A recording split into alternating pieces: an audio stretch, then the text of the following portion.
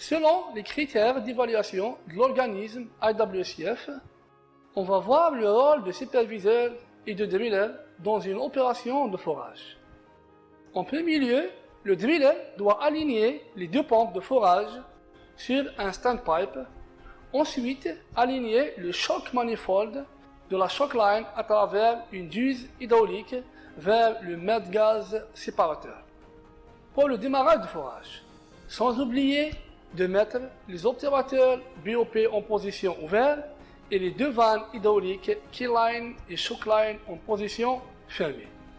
Le driller doit vérifier aussi les gauges de pression, accumulateur Kawami Psi, annulaire entre 500 et 1500 psi, le manifold 1500 psi et la pression d'air entre 95 et 125 psi.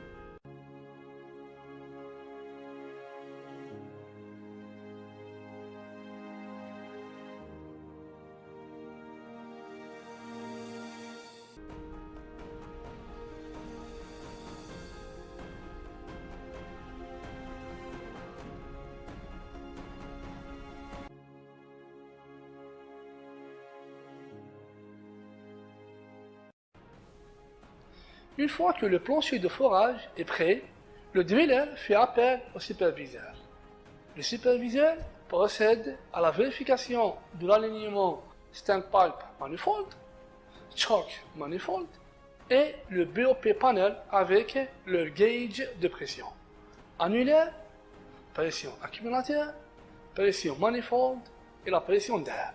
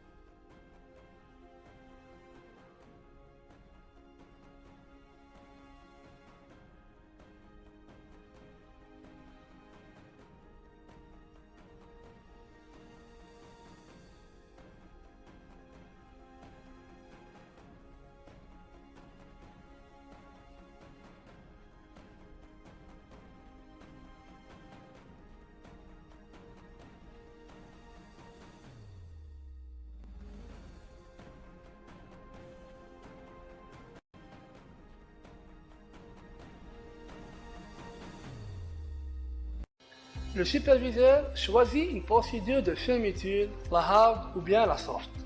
En utilisant un tel observateur, annulaire ou pipe-ramps, il citait la raison de son choix. Si le superviseur a choisi la procédure de fermeture, la hard, il donne l'instruction au driller pour fermer la duse hydraulique.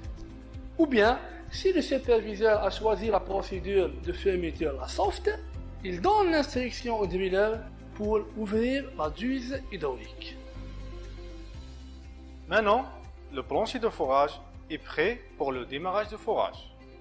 Concernant la procédure de la fermeture, en utilisant la hard en raison de sa simplicité d'application. Donc, la duse hydraulique doit être fermée. Fermez la duse hydraulique.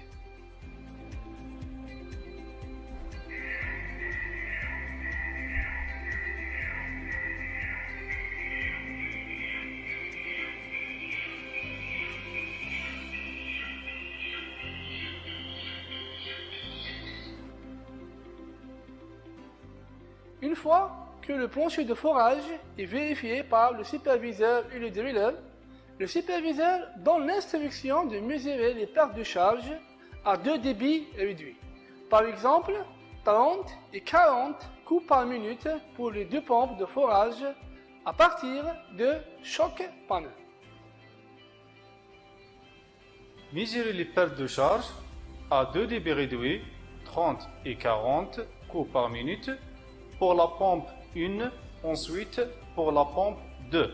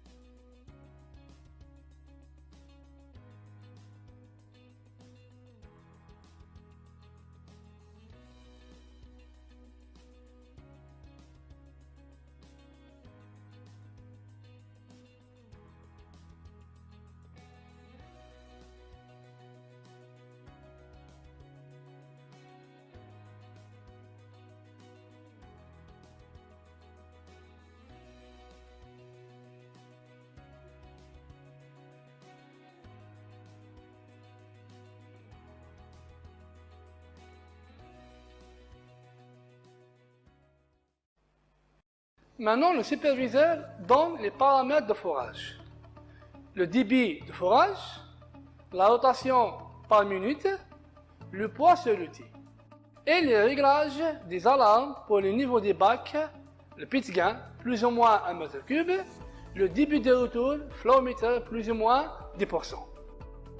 Concernant le niveau des bacs à bout, le driller doit enregistrer le volume physique de la boue dans les bacs actifs et régler l'alarme de pit gain avant le démarrage des pompes de forage.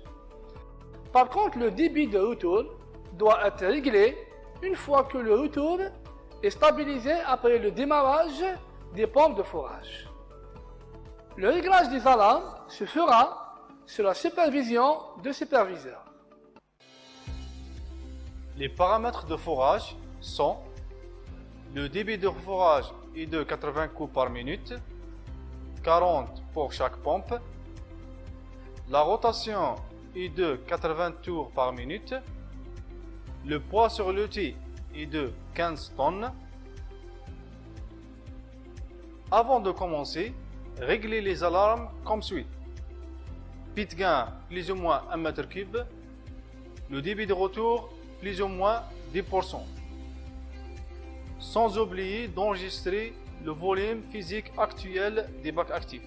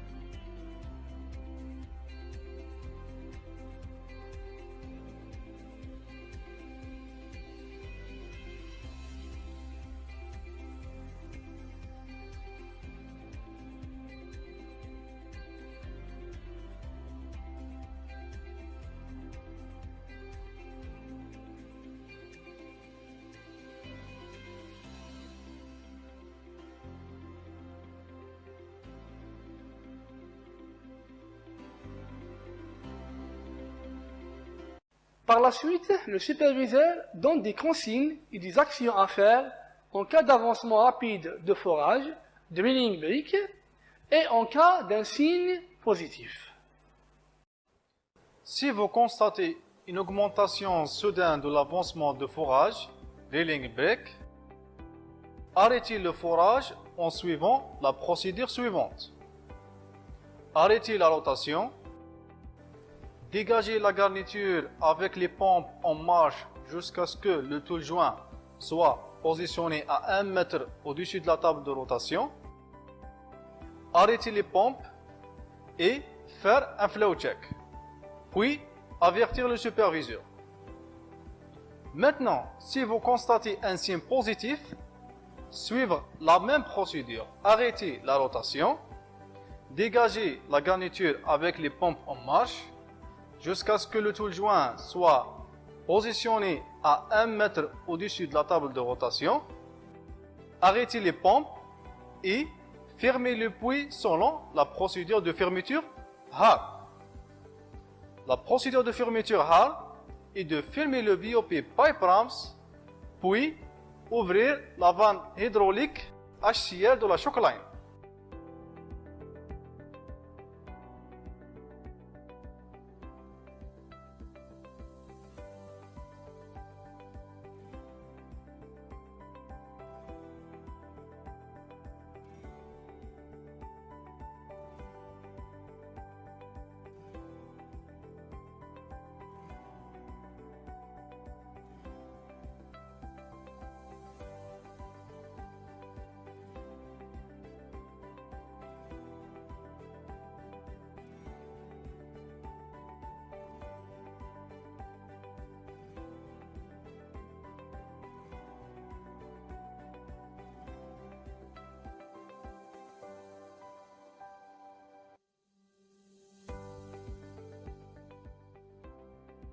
Pendant l'évaluation, et selon les critères de l'organisme IWCF, le superviseur doit quitter la salle du simulateur une fois l'outil touche le fond du puits.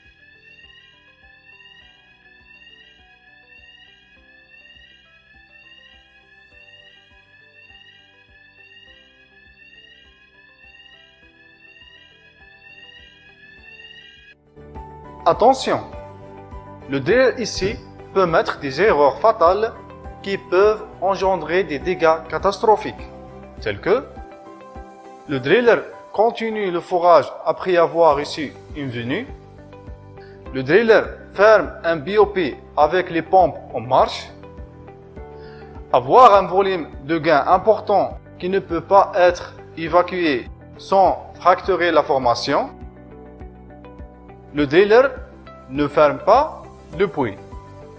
Selon les critères d'évaluation de l'organisme IWCF, ces erreurs sont considérées comme des échecs instantanés du driller. Une fois que le driller ferme le puits, après avoir une venue, il doit vérifier que le puits est bien sécurisé.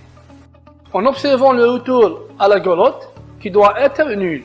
Si il observe qu'il y a toujours un retour, il faut directement fermer un deuxième BOP.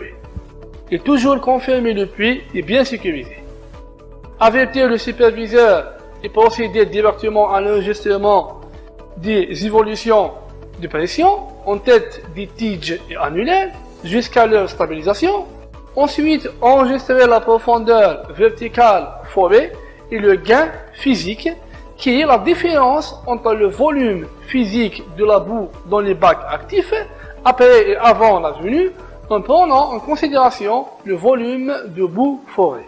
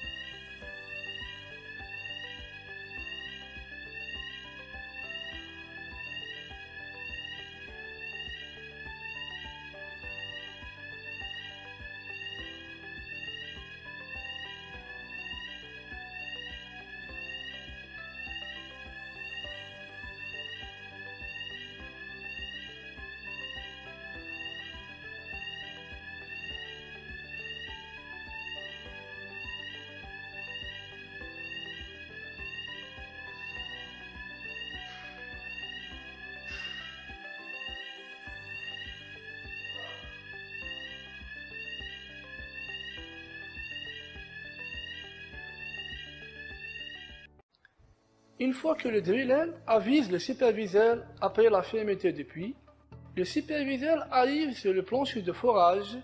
Il doit en premier lieu vérifier que le puits est bien sécurisé. Ensuite, il va récupérer les données enregistrées par le driller et les vérifier par lui-même.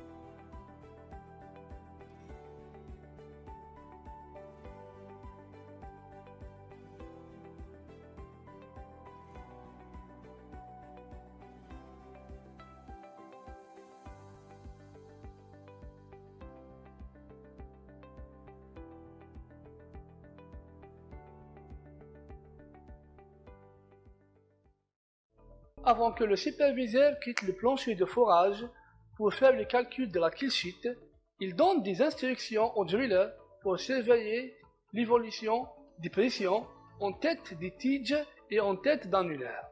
Il les informait régulièrement au superviseur. Et cela pour surveiller la migration du gaz qui peut causer une éventuelle perte du bout au niveau du sabot dû au dépassement de la pression admissible dans l'annulaire. On a vérifié les données que vous avez enregistrées. Maintenant, je vais calculer la kill sheet. En attendant, surveillez l'évolution des pressions en tête des tiges et en tête d'annulaire et m'informer régulièrement chaque 2 minutes. Et cela pour surveiller la migration de gaz qui peut causer une éventuelle perte de bout au niveau du sabot si la pression en tête d'annulaire dépasse la pression admissible qui est égale à 91 bars.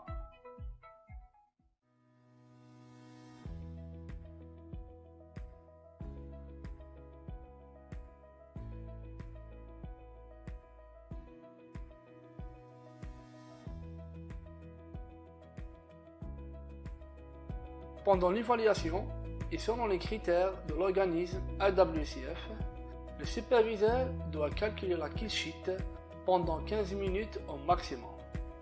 La kill sheet doit être correcte, sinon c'est un échec instantané du superviseur.